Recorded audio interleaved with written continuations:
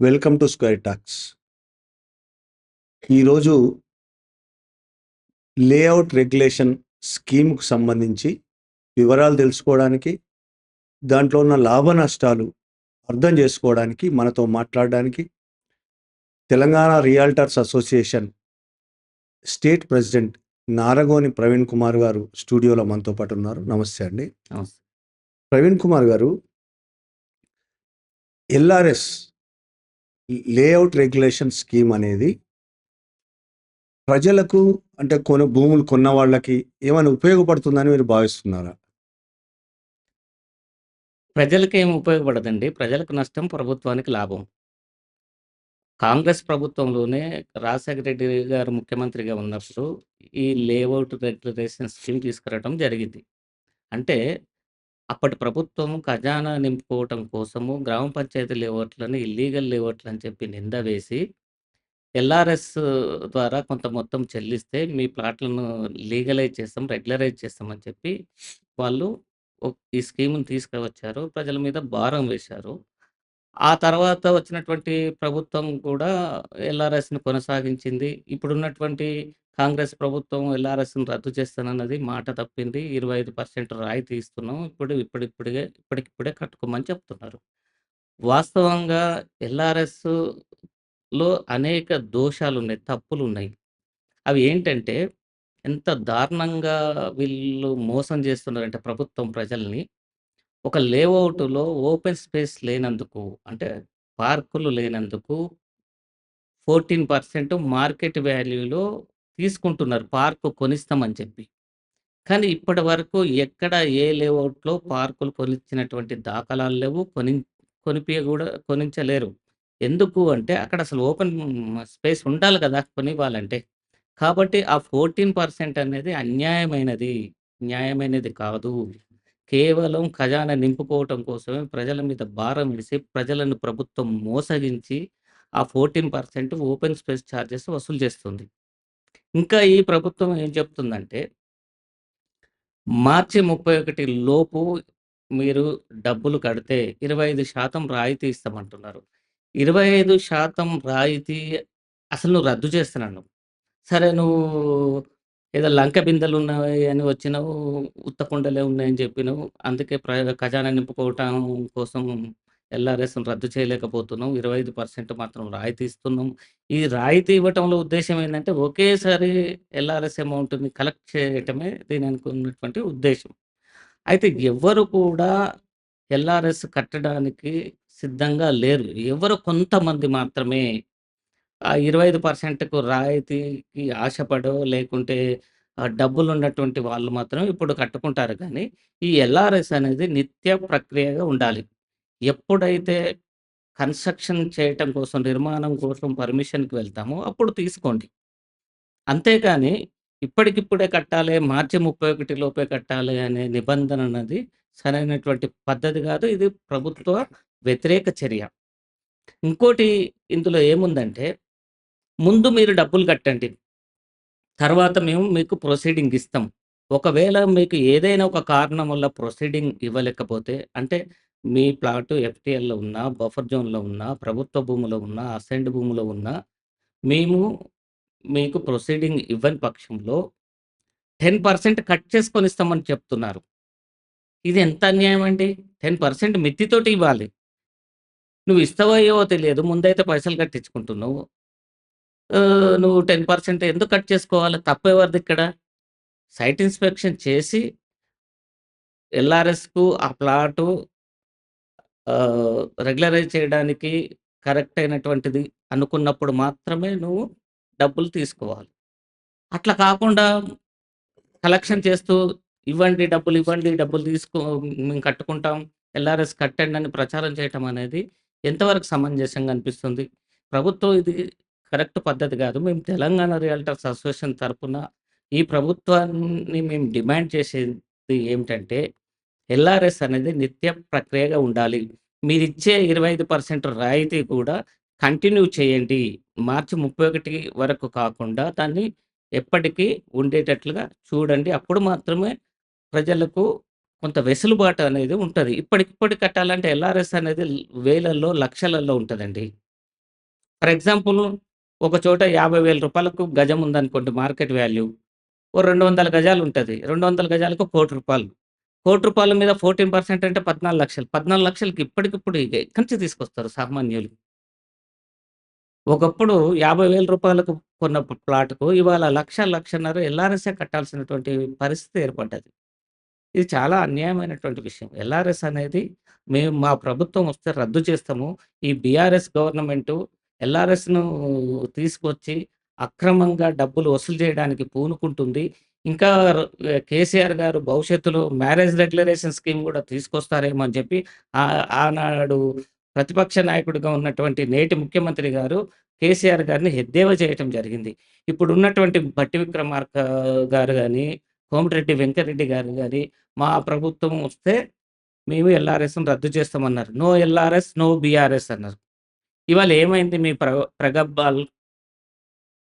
అంటే మన దాకొస్తే తప్ప సమస్య తెలియదు. ఇంత అంధకారంలో రాజకీయ పార్టీలు, ప్రభుత్వాలు ఉండి ప్రజల్ని ఈ విధంగా దోచుకోవటం అనేది కరెక్ట్ కాదనేది మా ఉద్దేశ్యం. ప్రవీణ్ గారు, ఒక లేఅవుట్ అక్రమమా, సక్రమమా అనేది ఏ విధానాలను బట్టి ఏమేమి ఉంటే అక్రమం అవుతది, ఏం లేకుంటే అక్రమం అవుతది, ఏముంటే సక్రమం అవుతది? గవర్నమెంట్ రూల్స్ ఏంటి అసలు దానికి సంబంధించి? గవర్నమెంట్ దగ్గర ఒక రూల్ అనేది ఏమి లేదండి. అది ప్రభుత్వ భూమి అయ్యుంటే, అసైన్డ్ భూమి అయ్యుంటే అక్రమం అయితది. ప్రైవేట్ భూమి వాళ్ళు ప్లాటింగ్ చేశారు. వీళ్ళు కొన్నవాళ్ళు రిజిస్ట్రేషన్ చేసుకున్నారు. మున్సిపాలిటీలలో, గ్రామ పంచాయతీలలో పర్మిషన్ తీసుకుంటున్నారు కాబట్టి అవేమి అక్రమమేం కావు. హైదరాబాద్ నగరం మొత్తం గ్రామ పంచాయతీ ఓట్ల మీద నిర్మాణమైంది. హైదరాబాద్ నగరమే కాకుండా తెలంగాణలో ఉన్నటువంటి అన్ని నగరాలు గ్రామ పంచాయతీల ఓట్ల మీదనే నిర్మాణమైనాయనేది ఈ ప్రభుత్వాలు తెలుసుకోవాలి. ఇప్పుడు గ్రామ పంచాయతీ లేఅవుట్లు ఇల్లీగల్ అని చెప్పి, నాన్ లేఅవుట్లు అని చెప్పి, ఇంకేదో చెప్పి వాటి మీద ఒక మార్క్ వేసి ఇవంతా దీని తతంగం అంతా ఏందంటే కార్పొరేట్ రియల్ ఎస్టేట్ సంస్థలకు వాళ్ళ వ్యాపార అభివృద్ధికి ప్రభుత్వం వెనక నుండి తీసుకుంటున్నటువంటి చర్యలు. వాస్తవంగా కార్పొరేట్ రియల్ ఎస్టేట్ సంస్థలు అనేది మోసగారి సంస్థలు. ప్రజల్ని మోసగిస్తున్నాయి.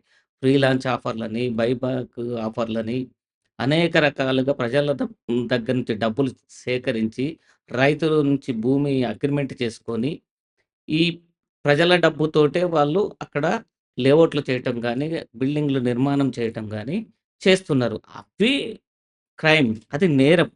అవి జరగకుంటే ఈ ప్రభుత్వం చూడాలి. కానీ ఈ ప్రభుత్వం గాని, గత ప్రభుత్వం గాని ఎందుకు చూడలేదంటే, అదే కార్పొరేట్ రియల్ ఎస్టేట్ సంస్థలలో వీళ్ళకు భాగస్వామ్యం ఉన్నది. కార్పొరేట్ రియల్ ఎస్టేట్ సంస్థలు చల్లగా ఉన్నంత కాలం వీళ్ళు ఆర్థికంగా రాజకీయ నాయకులు బలపడుతున్నారు. అయితే గ్రామ పంచాయతీ లేఅవుట్లనేది జిల్లాలలో తెలంగాణలో పుట్టి, తెలంగాణలో పెరిగి, నిరుద్యోగి అయి ఉండి ఈ ఈ లేఅవుట్లు చేసుకొని బ్రతికేటటువంటి వాళ్ళుంటారు.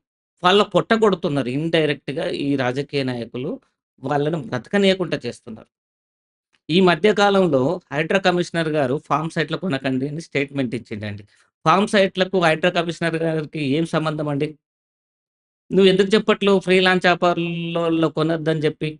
చెప్పాలి గదా! హైడ్రా కమిషనర్ అంత నీతిమంతుడైతే ఫ్రీలాన్స్ ఆఫర్‌లనేది నేరం, బైబ్యాక్ ఆఫర్‌లనేది నేరం. కొనకండి అని ఒక ప్రకటన చేయాలి. ముఖ్యమంత్రి గారు చేయాలి, రెవెన్యూ మంత్రి గారు చేయాలి. కానీ వీళ్ళెవరు చేయరు. ఎందుకు చేయరు? ఆ యొక్క కార్పొరేట్ రియల్ ఎస్టేట్ సంస్థల భాగస్వామ్యమో, లేకుంటే వాళ్ళ దగ్గర నుంచి కొంత వీళ్ళకు ముడుపులు రావటమో ఏదో ఒకటి జరుగుతది కాబట్టి, ఈ గ్రామ పంచాయతీ లేఅవుట్లకు పర్మిషన్స్ రద్దు చేస్తే, వీళ్ళకు ఈ కార్పొరేట్ రియల్ ఎస్టేట్ సంస్థల ద్వారా లాభం జరుగుతది. హెచ్ఎండిఏ ద్వారా గూడా వీళ్ళు కలెక్షన్ జేస్తారు. ఇప్పుడు హెచ్ఎండిఏ అనే సంస్థ ఉన్నది. ఒక్క ఫైల్ కూడా రూపాయి లంచం లేకుండా బయటికి రావటం అనేది ఇంపాసిబుల్. మీరొక లేఅవుట్ కోసం అప్లై చేయండి. లేతే ఒక అపార్ట్‌మెంట్ పర్మిషన్ కోసం అప్లై చేయండి. గజానికింత తీసుకుంటారు. ఎస్ఎఫ్‌టికింత తీసుకుంటారు. ఎకరానికింత తీసుకుంటారు. తీసుకోకుంటే హెచ్ఎండిఏ నుంచి ఫైల్ రాదు. వస్తే నేను ముక్కు నేలకు రాస్తా. ఇది ఛాలెంజ్. ఈ ప్రభుత్వానికి ఛాలెంజ్ చేస్తున్నా. అంత అవినీతి సంస్థ హెచ్ఎండిఏ. ఇట్లాంటి సంస్థల చేతుల్లో మొత్తం నగరాన్ని పెట్టి ఇంకా నగరం బయట ఉన్నటువంటి కొన్ని గ్రామాలను కూడా ఈ మధ్య హెచ్ఎండిఏ పరిధిలోకి తీసుకురావటం జరిగింది. అంటే హెచ్ఎండిఏ పరిధి విస్తరిస్తే అవినీతి పరిధి కూడా విస్తరిస్తది. ఇంతకు మించి ప్రజలకేం లాభం ఉండదు. కాబట్టి గ్రామ పంచాయతీ లేఅవుట్లనేది ఇల్లీగల్ అని ప్రచారం చేయటం ప్రభుత్వం బంద్ చేయాలి. ఫార్మ్ సైట్‌లకు, గ్రామ పంచాయతీ సైట్‌లకు అనుమతి ఇవ్వాలి. ఎందుకు అనుమతి ఇవ్వాలంటే గ్రామ పంచాయతీ లేఅవుట్లు గాని, సైట్‌లు గాని పేద మధ్య తరగతి ప్రజలకు అందుబాటులో ఉంటాయి. ఒక హెచ్ఎండిఏ లేఅవుట్‌లో, ఒక గ్రామ పంచాయతీ లేఅవుట్‌లో 10,000కు గజం ఉంటే, ఒక డీటీసీపీ లేఅవుట్‌లో, ఒక గ్రామ పంచాయతీ లేఅవుట్‌లో 5,000కే దొరుకుతాయి. డీటీసీపీ లేఅవుట్ అయితే 10,000 పెట్టి కొనాలే. హెచ్ఎండిఏ లేఅవుట్ అయితే 12,000 పెట్టి కొనాలే. గ్రామ పంచాయతీ లేఅవుట్‌లో 5,000 ఫార్మ్ సైట్‌లలో అంటే 2,000కే గజం దొరుకుతది. అంటే పేద మధ్య తరగతి ప్రజలు ప్లాట్లు కొనుక్కోవద్దా? ఈ ల్యాండ్స్ మీద ఇన్వెస్ట్‌మెంట్ చేయొద్దా? అసలు ఏంది ఈ ప్రభుత్వ ఉద్దేశ్యం? ఎందుకు కార్పొరేట్ రియల్ ఎస్టేట్ సంస్థలనే మొత్తం రియల్ ఎస్టేట్ రంగాన్ని పెట్టటం దేనికి అసలు నిదర్శనం? ఏం చేస్తుంది ఈ ప్రభుత్వం? కొన్ని లక్షల మంది రియల్ ఎస్టేట్ వ్యాపారం మీద ఆధారపడి బ్రతుకుతున్నారు తెలంగాణలో నిరుద్యోగులు. కొన్ని లక్షల కుటుంబాలు ఇవాళ చిన్న చిన్న లేఅవుట్లు చేసుకోవటమో, 2 ఇళ్ళు కట్టుకోవటమో, లేతే 2 ప్లాట్లు అమ్ముకోవటమో చేసుకుంటూ ఉపాధి పొందుతున్నారు. వాళ్ళ పొట్ట కొట్టాలని చూడటం ఎంతవరకు సమంజసం అనేది ప్రభుత్వం ఆలోచించాల్సినటువంటి అవసరం ఎంతైనా ఉంది ఈరోజు. ఇప్పుడు ఒక లేఅవుట్‌ను అక్రమమని ప్రభుత్వం డిసైడ్ చేసిన తర్వాత, అది గ్రామ స్థాయి పంచాయతీ పర్మిషన్‌లు ఇచ్చినందుకు కావచ్చు, పార్కు లేదని కావచ్చు, ఏదైనా కావచ్చు. ఒక లేఅవుట్ అక్రమం అని డిసైడ్ చేసిన తర్వాత, ఎల్ఆర్ఎస్ స్కీమ్ కింద కొంత ఫీజు వసూలు చేసి మళ్ళీ అది సక్రమం ఎలా అయిపోతుంది? అదే కదా! అర్థం కాని ప్రజలకు కూడా అర్థం కావాల్సిందేంటంటే, దొంగ అని ముద్ర ఏసినవు. నీకు పైసలు కొడితే దొంగ నిర్దోషి ఎట్లా అవుతాడనేది. పాపాత్ముడు పుణ్యాత్ముడు ఎట్లా అవుతాడు? నేరం, నేరం కాకుంటే ఎట్లా పోతుంది? ఇదే కదా పెద్ద సమస్య ఇక్కడ. ప్రజలకు, ప్రభుత్వానికి అర్థం కావాల్సింది ఇదే. నీకు రుసుము కట్టినంత మాత్రాన అది చెడ్డది, ఇల్లీగల్‌ది, లీగల్ అవుతుందంటున్నావు. ఎంతవరకు కరెక్ట్? మరి లక్షల రూపాయలు, వేల రూపాయలు ఎందుకు తీసుకోవాలి నువ్వు? ఒక్క రూపాయి తీసుకొని చెయ్యి. అంటే దీని వెనక దురుద్దేశం ఉంది. ఖజానా నింపుకోవాలనే దురుద్దేశంతోటే అవి ఇల్లీగల్ లేఅవుట్లని చెప్పి ఒక నింద వేసి, ఎల్ఆర్ఎస్ అని తీసుకొచ్చి ప్రజల మీద భారం వేసింది. అంటే పేద మధ్య తరగతి ప్రజల సొంతింటి కలకు దూరం చేయటం ఈ ప్రభుత్వ లక్ష్యం అని చెప్పవచ్చు. ఇప్పుడు ఎల్ఆర్ఎస్ స్కీమ్‌కి హైడ్రా ఏమైనా లింక్ ఉందా? హైడ్రాకి ఏం లింక్ లేదండి. అయితే ఒక్కటి ఇక్కడేందంటే గ్రామ పంచాయతీ లేఅవుట్లు ఇల్లీగల్ అంటున్నటువంటి ప్రభుత్వము, ఇదే హెచ్ఎండిఏ, ఇదే మున్సిపాలిటీలు ఇవాళ చెరువులలో పర్మిషన్స్ ఇచ్చినాయి గదండీ! గవర్నమెంట్ భూములలో పర్మిషన్స్ ఇచ్చినాయి గదండీ! హెచ్ఎండిఏ వక్ఫ్ బోర్డ్ భూమికి గూడా లేఅవుట్ పర్మిషన్ ఇచ్చింది గదండీ! మరి ఎలాంటి మరి అవి లీగల్ ఎట్లా ఉన్నాయి? ఇవాళ చెరువులు ప్రక్షాళన చేస్తానన్నావు గదా!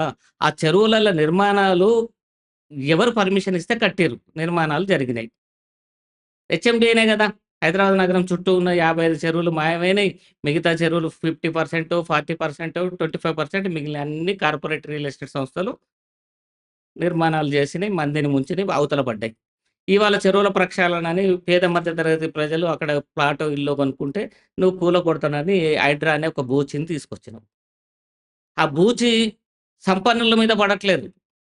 పేద చిన్న చిన్న వాళ్ళ మీద పడుతుంది. ఇదే ఇక్కడ ఉన్నటువంటి పెద్ద సమస్య. ఇప్పటి వరకు ఏ లే ఏ చెరువును గూడా హైడ్రా ప్రక్షాళన చేసిన దాఖలాలు లేవు. హైడ్రా ముందు అసలు ఏం చేయాలి?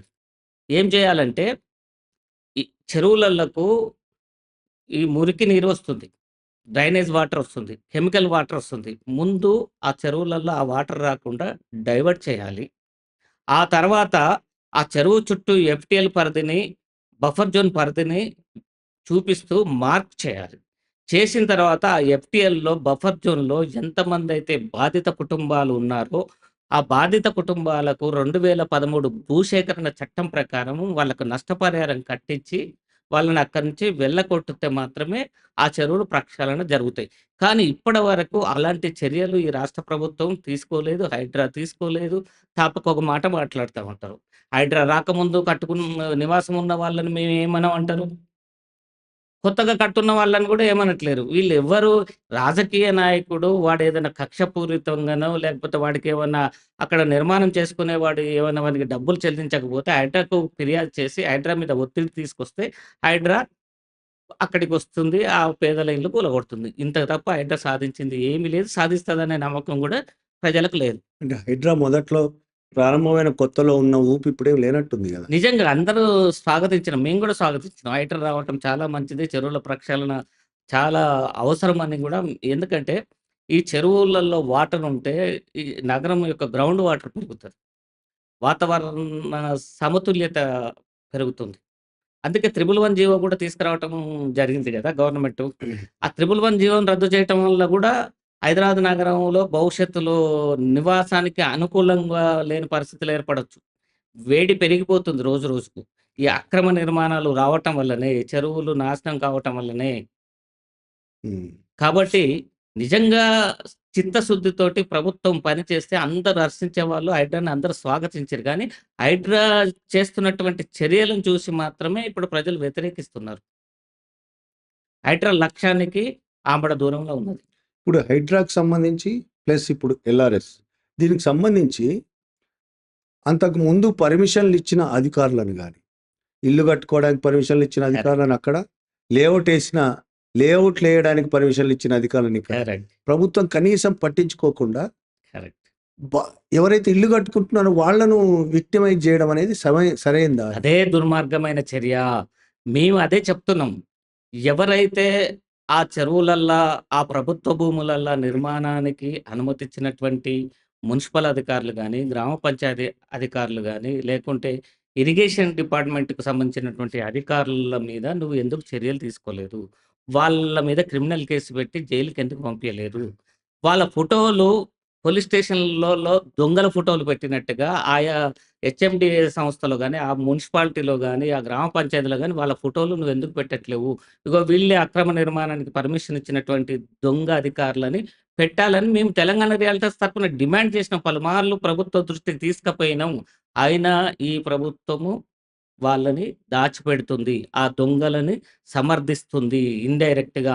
ఆ దొంగల వల్లనే మళ్ళా ఇప్పుడు వీళ్ళు రాజకీయ నాయకులు లబ్ధి పొందుతారు గాబట్టి వాళ్ళ మీద చర్య తీసుకోవడానికి వీళ్ళకు సాధ్యపడట్లేదు.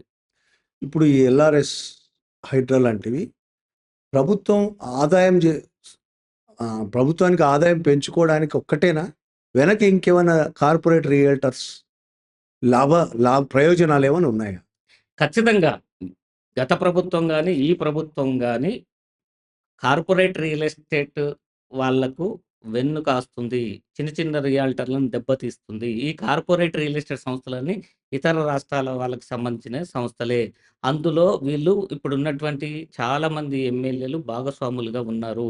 వాళ్ళ ప్రయోజనాలు వాళ్ళు లబ్ధి పొందాలంటే, వాళ్ళకి ప్రయోజనం కలగాలంటే వీటిని దెబ్బ కొట్టాలే. వీటిని దెబ్బ కొట్టి వీటి మీద నింద ఏసి ఇవే కరెక్ట్ అయిన సంస్థలని చెప్పుతే అక్కడ కొనే బదులు ఇక్కడ కొంటారు గదా! వీడు కార్పొరేట్ రియల్ ఎస్టేట్ సంస్థ వాడు ఏం చేస్తాడంటే ఆడ ఒక 3000కో, 4000కో గజం కొనుక్కొని వాడు ఎస్ఎఫ్టీని వాడు ఎంతకమ్ముతాడంటే 3600కు అమ్మాల్సినటువంటి ఎస్ఎఫ్టీని వాడు 10,000కు, 12,000కు అమ్ముతాడు. దోచుకుంటాంటారు. ఇవి దోపిడీ సంస్థలు. ఈ దోపిడీ సంస్థలకు అనుకూలంగా రాష్ట్ర ప్రభుత్వాలు నిర్ణయాలు తీసుకుంటున్నాయి. దీనివల్ల ప్రజలే నష్టపోతున్నారు. ప్రజలకు సొంతింటి కలను దూరం చేస్తున్నారు. మీరు చూడండి, ఒక గెస్టెడ్ ఆఫీసర్ గూడా ఈరోజు హైదరాబాద్ నగరంలో ఒక ఇల్లు కొనుక్కొని నివసించేటటువంటి పరిస్థితి లేదు. ఒక సామాన్యుడు ఇల్లు కొనుక్కోలేడు. ఒక రైతు ఇల్లు కొనుక్కోలేడు.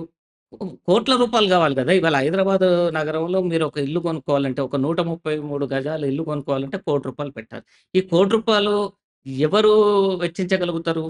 ఎవరు వెచ్చించగలుగుతారంటే రాజకీయ నాయకులు, కార్పొరేట్ రియల్ ఎస్టేట్ సంస్థలు, లేతే విద్యా సంస్థలు, కార్పొరేట్ విద్యా సంస్థల వాళ్ళు, కార్పొరేట్ వైద్య సంస్థల వాళ్ళు, కాంట్రాక్టర్సు, ఈ దోపిడి దొంగలు మాత్రమే హైదరాబాద్ నగరంలో లగ్జరీగా ఇల్లు కట్టుకొని నివసిస్తూ ఉంటారు. అంతకు తప్ప పేద మధ్య తరగతి ప్రజలకు గాని, ఒక సామాన్య ఉద్యోగి గాని హైదరాబాద్ నగరంలో ఇల్లు కొనుక్కోవడానికి అది ఒక తీరని కలగా మిగిలిపోతుంది. ఇప్పుడు అంశం దీనికి సంబంధించి లింక్ ఉన్నప్పటికీ ఎల్ఆర్ఎస్ కాకపోవచ్చు గానీ, తెలంగాణలో కాంగ్రెస్ ప్రభుత్వం వచ్చిన తర్వాత రియల్ ఎస్టేట్ వ్యాపారం బాగా తగ్గింది అని ఒక ప్రచారం జరుగుతుంది. అది ఎంతవరకు నిజం? కారణం ఏంటి? వాస్తవం ఏంటంటే ధరలు పెరగటం. ధరలు పెరగటం ఒక కారణమైతే, ఆ ధరలకు తగ్గట్టుగా ప్రజల ఆదాయం పెరగలేదు. అట్లాగే అవసరానికి మించి నిర్మాణాలు జరిగినాయి. అవసరానికి మించి లేఅవుట్లు జరిగినాయి. కాబట్టి రియల్ ఎస్టేట్‌లో సేల్స్ పడిపోయినాయి. దానికి ఎగ్జాంపుల్ ఏం చెప్తున్నామంటే, తెలంగాణలో 142 సబ్ రిజిస్ట్రార్ ఆఫీసులుంటే, ఒకప్పుడు రోజుకు 50-150 రిజిస్ట్రేషన్స్ అయ్యేటియి. ఇవాళ 20, 30 కావటం కూడా గగనం అయిపోయింది. కారణం ఏంటంటే, ధరలు పెరగటం, ప్రజల్లో కొనుగోలు శక్తి తగ్గిపోవటం, ప్లస్ అధికంగా నిర్మాణాలు జరగటం. ఓ 10 అవసరం ఉంటే 30 కట్టిర్రు. కాబట్టి అవి సేల్స్ కావటం లేదనేది వాస్తవం. ఇప్పుడు యాక్చువల్ ఎకనామిక్స్ అయితే అధిక ఉత్పత్తి అయితే ధర తగ్గుతుంది. ఇప్పుడు టమాటాలు ఎక్కువ ఉత్పత్తి అయినాయనుకోండి, ధర 10 పైసలకు పడిపోతుంది, రూపాయికి పడిపోతుంది. తక్కువ ఉత్పత్తి పడితే రూ. 100 అవుతుంది. మరి మీరు చెప్తున్నది అవసరమైన దానికంటే ఎక్కువ కట్టారు ఇళ్ళు, కానీ ధరలు మాత్రం అవసరమైన ఉన్నదానికంటే ఎక్కువ పెరిగాయి. ఏంటి అసలు ఈ ఎకనామిక్స్ ఎట్లా? దీంట్లో ఈ సూత్రమే విరుద్ధంగా ఉంది సూత్రానికే. ఇప్పుడు ఎక్కడ ధరలు పెరిగినాయి మీరు గమనించండి. ఎక్కడైతే కార్పొరేట్ రియల్ ఎస్టేట్ సంస్థలు వెంచర్‌లు వేశాయో, ఎక్కడైతే భవనాలు నిర్మించాయో అక్కడే ధరలు పెరిగినాయి. విపరీతమైన ధరలు. తెలంగాణలో పుట్టి పెరిగి, తెలంగాణలో హైదరాబాద్ నగరం చుట్టూ రియల్ ఎస్టేట్ వ్యాపారం చేసే కాడ ధరలు పెరగలేదు. మీరు వరంగల్ రోడ్డు చూడండి, మీరు శ్రీశైలం రోడ్డు చూడండి, సాగర్ రోడ్డు చూడండి, విజయవాడ రోడ్డు చూడండి. ఇప్పటికీ మీకు ధరలు అందుబాటులో ఉన్నాయి. ఎక్కడైతే కార్పొరేట్ రియల్ ఎస్టేట్ సంస్థ అనేటోడు గద్దలాగా వాళ్తాడో, మణికొండ ఎక్కడైతే వాడు గద్దలా వాళ్తాడో అక్కడనే ధరలు పెంచుతారు. అది ఎంత దారుణంగా అంటే అరచేతిలో స్వర్గం చూపిచ్చి, ప్రజల్ని మాయ చేసి, మోసగించి వాళ్ళు నిర్మాణాలు చేయటం జరుగుతదన్నట్టు. అక్కడ కొనేవాళ్ళు చాలా తక్కువ మంది ఉంటారు వాస్తవంగా. అయితే కొంతమందేందంటే వాళ్ళ శక్తికి మించి గూడా ఊళ్ళో ఉన్నటువంటి పొలాలను, ప్లాట్‌లను అమ్ముకొనొచ్చి ఆడ ఉండటం జరుగుతుంది. అంటే పబ్లిక్ గూడా కొంత ఒక సెక్టార్ పబ్లిక్ గూడా వీళ్ళు దేనికలో లగ్జరీ లైఫ్‌కు అలవాటు పడ్డారు. ఆ లగ్జరీ లైఫ్‌కు ఎప్పుడైతే అలవాటు పడ్డారో వీళ్ళు నేరాలకు గూడా పాల్పడుతున్నారు. కార్పొరేట్ రియల్ ఎస్టేట్ సంస్థల వల్లనే రేట్లు పెరిగినాయి. మామూలు తెలంగాణలో పుట్టి పెరిగి గ్రామ పంచాయతీ లేఅవుట్లో లేకపోతే 1, 2 ప్లాట్లు అమ్ముకునే వాళ్ళో లేతే 1, 2 ఇల్లు కట్టుకొని అమ్మేటోళ్ళ దగ్గర రేట్లు పెరగలేదు. ఇప్పటికి ధరలు విజయవాడ రోడ్‌లో, వరంగల్ రోడ్‌లో, శ్రీశైలం రోడ్‌లో, సాగర్ రోడ్‌లో అందుబాటులో ఉన్నాయి. ఇప్పటికీ అక్కడ ఇన్వెస్ట్‌మెంట్ చేస్తే ప్రజలకు భవిష్యత్తు ఉంటది. అక్కడ రేట్లు పెరిగే వాళ్ళ పెట్టుబడి రెట్టింపయ్యే అవకాశం ఉంటుంది. అంటే ఇప్పుడు ఒకే సిటీలో ఇంత వేరియేషన్, ఒక దగ్గర అతి ఎక్కువ రేట్లు, ఒక దగ్గర అతి తక్కువ రేట్లు. ప్రభుత్వం దీన్నేమి అయితే పట్టించుకోదా? గత ప్రభుత్వము కావాలని భూమి క్రియేట్ చేసింది. విపరీతమైన భూమి క్రియేట్ చేసిర్రు. ఎందుకు భూమి క్రియేట్ చేసిందంటే వాళ్ళే రియల్ ఎస్టేట్ వ్యాపారులు. వాళ్ళ యొక్క రియల్ ఎస్టేట్ వ్యాపారం అభివృద్ధి చెందాలంటే వాళ్ళ ప్రాపర్టీస్ విచ్చలవిడిగా రేటు పెరగాలనే ఉద్దేశ్యంతోటి ఏం చేసిందంటే, వాళ్ళ ఇప్పుడు సీనీ పోలీస్ ఉంది.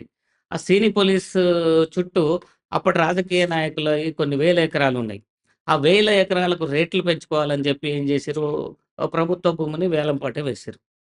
ఒక రియల్ ఎస్టేట్ వ్యాపారి వచ్చి దాన్ని 100,00,00,000కి పాడిండు. అక్కడ కనీసం 10,00,00,000 కూడా లేదు అంతకుముందు. కానీ 100,00,00,000కి పాడిండు. అంటే హైదరాబాద్ నగరంలో 100,00,00,000కి ఎకరం పోయింది. ఇది మా ప్రభుత్వ ఘనత అని ఇక్కడ చెప్పుకున్నారు కానీ, 100,00,00,000కు ఎకరం ఎవరు కొనగలుగుతారు? కేసీఆర్ గారు ఒక మాట అనేవాళ్ళు. తెలంగాణలో ఎక్కడ చూసినా 30,00,000 లోపు ఎకరం లేదన్నాడు. లేదు నిజమే. మరి ఎవరు కొంటున్నారు? ఎవరు కొంటున్నారు? ఒక రైతు కొనగలుగుతుండా? అంటే రైతు చేతుల్లో నుంచి ఈ పారిశ్రామికవేత్తల చేతుల్లోకి, ఈ కార్పొరేట్ రియల్ ఎస్టేట్ వ్యక్తుల చేతుల్లోకి, రాజకీయ నాయకుల చేతుల్లోకి భూమి ప్రతి సంవత్సరం కొన్ని వేల ఎకరాలు వెళ్ళిపోతుంది రైతుల చేతుల నుంచి. ఎక్కడ గూడా ఏ రైతు గూడా పంట పండించి ఒక ఎకరం భూమి కొన్న దాఖలాలు లేవు. రీజన్ ఏందంటే భూముల రేట్లు పెరగటమే. ఏ పేద మధ్య తరగతి ప్రజలు గూడా ఎకరాలు కొనలేని పరిస్థితి ఇవాళ ఉన్నది. ఇది నిజం. హ్మ్. వాళ్ళ దోపిడికి ఏ విధంగా వాళ్ళు దోపిడీ చేయాలో ఆ విధమైనటువంటి ప్రణాళికలు ప్రభుత్వం రచించి వాళ్ళకి అనుకూలంగా నిర్ణయాలు తీసుకోవటం జరుగుతుంది.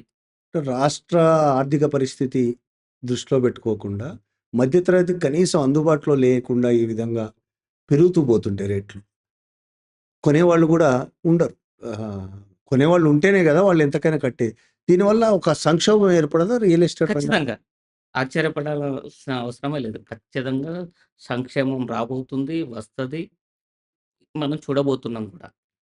ఈ సంక్షోభం నివారించడానికి ఏ ప్రభుత్వం ఇప్పటివరకు ఎలాంటి చర్యలు చేపట్టలేదు. తీసుకోదు. ఎందుకంటే వీళ్ళు ఒక్కసారి భూమి ఇప్పుడు నేను ఒక రూ. 1,00,00,000 పెట్టి ఎకరం కొన్న తర్వాత సంక్షేమం వచ్చిన తర్వాత కూడా నేను 25,00,000కి అమ్మలేను గదా! ఇవాళ మార్కెట్ పడిపోయిందని 25,00,000కి అమ్మలేను గదా! రూ. 1,00,00,000 కొన్నది. భూమి పెంచిర్రు. పెంచిన స్థాయిలో ప్రజల ఆదాయం గూడా పెరగలేదు. ఇక్కడ చాలా తేడా ఉంది. ఆ తేడా వల్ల పేద మధ్య తరగతి ప్రజలు సొంత ఇంటికి కలకు దూరం అవుతున్నారు. ఈ ప్రభుత్వాలు ఎంతసేపు ఉచితాలు, ఉచితాలు, సంక్షేమం అని చెప్పి వాళ్ళకి 2,000, 3,000 ఏదో దానం చేస్తున్నట్టుగా వాళ్ళకిస్తూ ఇలాంటి ఇప్పుడు రియల్ ఎస్టేట్ ఎవరి చేతిలో ఉందండి? రాజకీయ నాయకుల చేతుల్లో ఉంది. ప్రభుత్వంలో ఉన్నటువంటి ఎమ్మెల్యేలు, మంత్రుల చేతుల్లో ఉంది. వీళ్ళే కదా ఇయాల వ్యాపారస్తులు. రాజకీయం అనేది వ్యాపారం అయిపోయింది. వాళ్ళకు సంపాదించుకోవడానికి కావాల్సిన నిర్ణయాలు తీసుకుంటున్నారు. అంతే ఇంకేం అంతకు మించి ఏం లేదు. ప్రజలెక్కడ బాగుపడ్డది లేదు తెలంగాణలో. బంగారు తెలంగాణ అన్నారు కానీ వాళ్ళ కుటుంబాలే బంగారమైనయి. తెలంగాణలో ఏ కుటుంబం బంగారం కాలేదు. నిజంగా బంగారం అయితే ఇవాళ 93,00,000 తెల్ల రేషన్ కార్డ్స్ ఎందుకున్నాయి? ఇవాళ కాంగ్రెస్ గవర్నమెంటు రేషన్ కార్డులకు అప్లై చేసుకోమంటే 15-20 లక్షల మంది తెల్ల రేషన్ కార్డులకు ఎందుకు దరఖాస్తు చేసుకున్నారు? ఇండ్ల కోసం 25,00,000 మంది ఎందుకు దరఖాస్తు చేసుకున్నారు? బంగారు తెలంగాణ ఎక్కడుందండి? వాళ్ళ ఇళ్లలోను రాజకీయ నాయకుల ఇల్లు మాత్రమే బంగారం అయినాయి. ఇంకేమి కాలేదు. ఇది ప్రజలను మభ్యపెడుతున్నారు. దీని పరిష్కారం ఏముంది మరి? ప్రభుత్వం ఏం చేస్తే దీనికి పరిష్కారం ఉంటుంది? సంక్షోభ బారిన పడకుండా రియల్ ఎస్టేట్ వ్యాపారం. ఏం చేస్తే సంక్షోభ పరిష్కారం ఉంటుంది? ప్రభుత్వానికి ఏమైనా సూచన చేయదలుచుకున్నారా మీరు? ఖచ్చితంగా.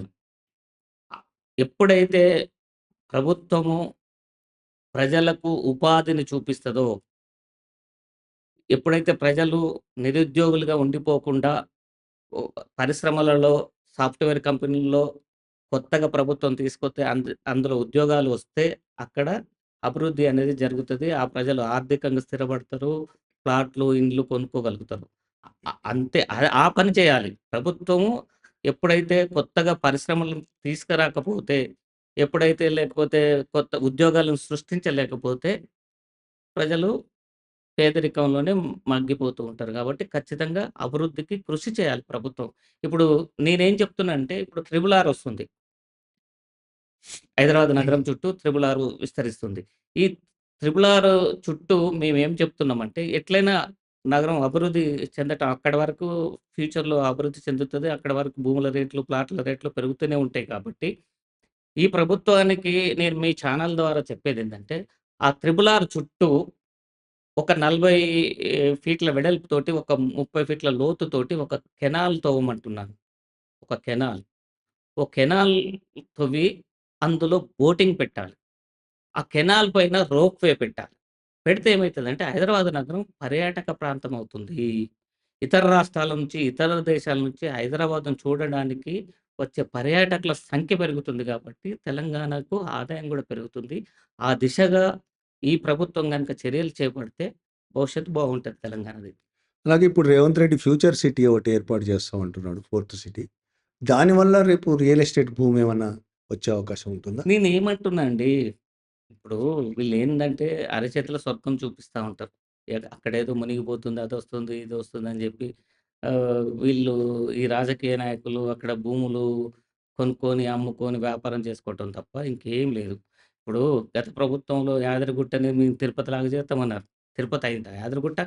యాదగిరిగుట్ట చుట్టూ ఉన్నటువంటి కొన్ని వేల ఎకరాలను రాజకీయ నాయకులు లేఅవుట్లు జేసి 5,00,000కో, 10,00,000కో కొనుక్కొని 2,00,00,000, 3,00,00,000, 4,00,00,000 అమ్ముకొని సొమ్ము చేసుకొని బయటపడ్డారు. రేపు ఫ్యూచర్ సిటీ అయినా అంతే, ఫోర్త్ సిటీ అయినా, ఏ సిటీ అయినా ఈ రాజకీయ నాయకులు సొంత లాభం లేకుండా ఏ పని చేయరు. ఇట్లా ఎల్ఆర్ఎస్‌కు సంబంధించి కూడా ప్రభుత్వానికి మీరిచ్చే సూచన ఏంటి? ఖచ్చితంగా ఎల్ఆర్ఎస్‌ని రద్దు చేయండి. ఫస్ట్ మేము డిమాండ్ చేసేది ఎల్ఆర్ఎస్‌ని రద్దు చేయండి. రద్దు చేయలేని, గత్యంతరం లేని పరిస్థితిలో ఈ ప్రభుత్వం ఉంటే, ఇప్పుడు ఏదైతే రాయితీ ఇస్తున్నారో 25% రాయితీని అది ఎల్లప్పుడూ ఉండేలా చూడండి. అట్లాగే ఇప్పటికిప్పుడే ఎల్ఆర్ఎస్‌ని కట్టాలని చెప్పి నిబంధన అనేది కరెక్ట్ కాదు.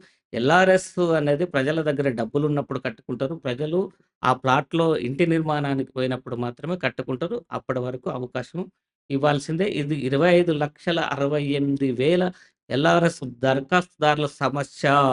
ప్రభుత్వం గనక బలవంతంగా వసూలు చేయాలని చూస్తే, ఖచ్చితంగా రాబో స్థానిక సంస్థల ఎన్నికల్లో వ్యతిరేక ఫలితాలు పొందక తప్పదు.